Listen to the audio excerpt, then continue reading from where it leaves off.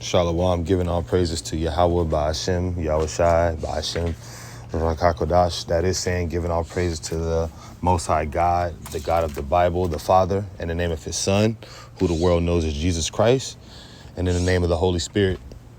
This is going to be a quick video. I was messing with the AI here,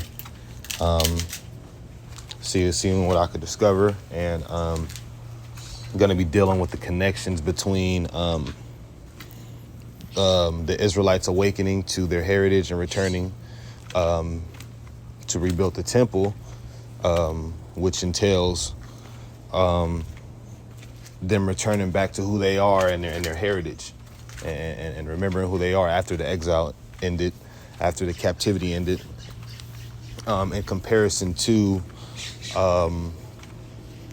I don't know if he is the man that the Lord used to help push this knowledge that we're the Israelites. He's definitely one of them. You know what I'm saying? I don't know if he's the first in this modern time.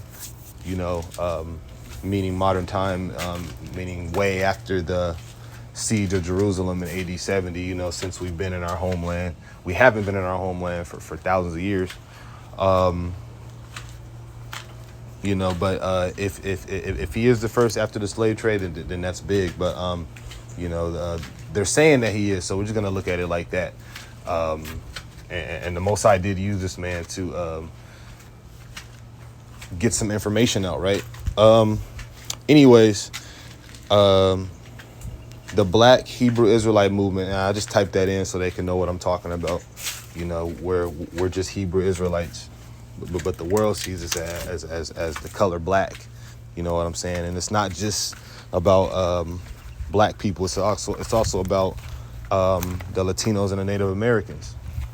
All right, they're Israelites as well. But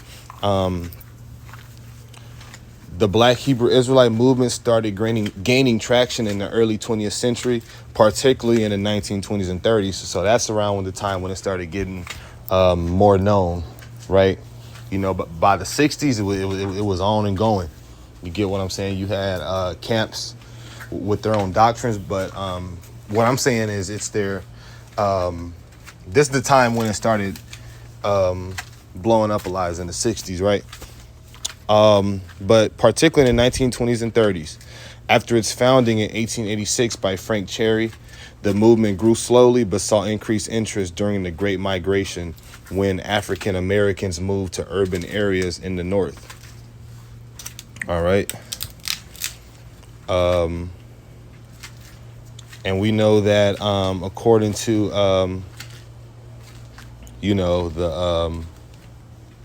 what was it? How the Bible talks about a lifespan, right? That correlates with the generation. So let's say about 80 to 120 years is a generation, right? Since the Bible talks about men not living past 120, right? And we'll go off of that. That was about, so today's 2025, 100. We're in that last generation. We're in this generation that started understanding this truth since this last captivity, right? Because it's 2025 now. But if we look at, in comparison to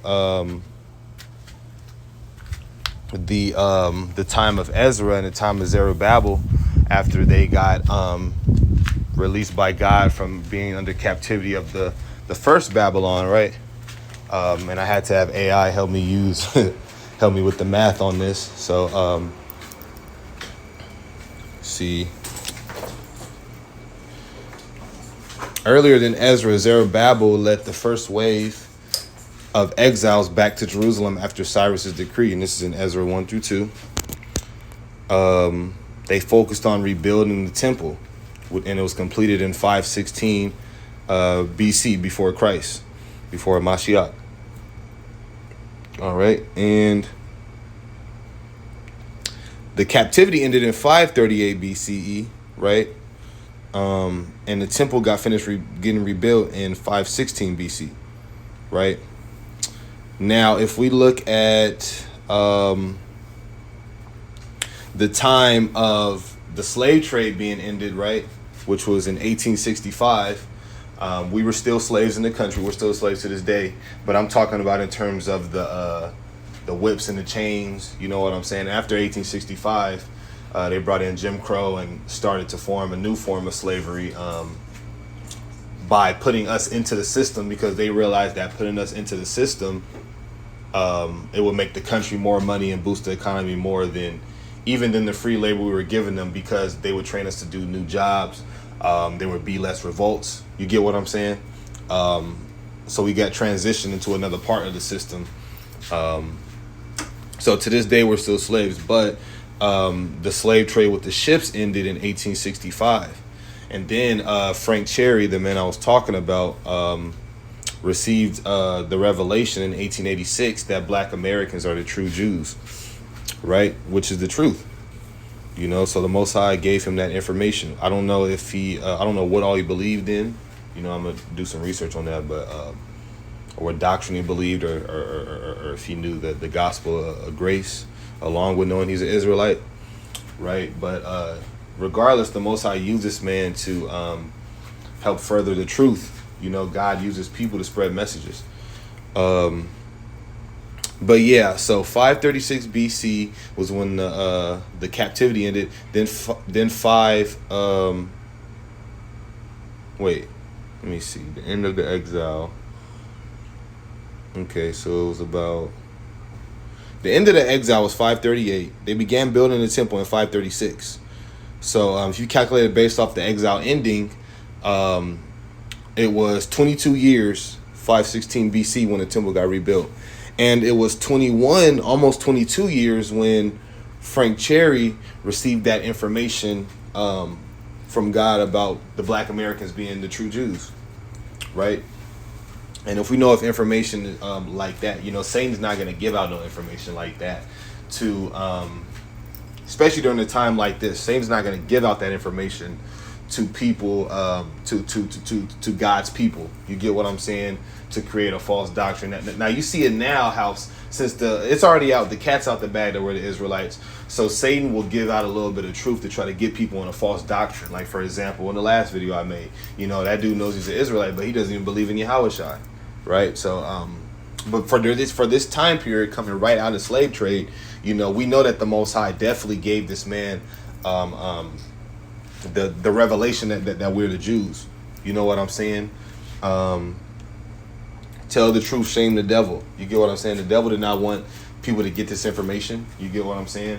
And even if it wasn't through Frank, even if it wasn't going to be Frank Cherry to receive one of the first revelations after the slave trade, the Most High was still going to get this information out. You get what I'm saying? And that's why I truly believe through faith that Yahushua Mashiach used him to get that information out there, because that's the truth. We are the Jews. But that's a parallel, you know, between the exile in Babylon, right? And in the country this is, America is the daughter of Babylon in the Bible, right? So 22 years compared to the 21, roughly 21. So it could have been anywhere between 20 to 22 and 20 to 22 between the temple rebuilt and Frank Cherry receiving that information after the slave trade ended, right? So there's a connection right there. Just a little quick point out right there. Had a little fun with the AI. Definitely don't be afraid to use that AI, man. You get what I'm saying? Don't give out information on yourself, right? But you're not. No one's too smart to not look up anything, man. You know what I'm saying? You don't got to be too cool to look up a verse or to look up information. You get what I'm saying? But with that, I'm gonna go ahead and give all praises to Yahweh, Ba'ashem, Yahweh Shai, Ba'ashem, Rakakwadash. Happy Feast of Trumpets. I'm gonna go ahead and make I think 1 or 2 videos on that. We're gonna do a lesson breaking the trumpets, Feast of Trumpets down, and we'll do a reading. But yeah, Shalom.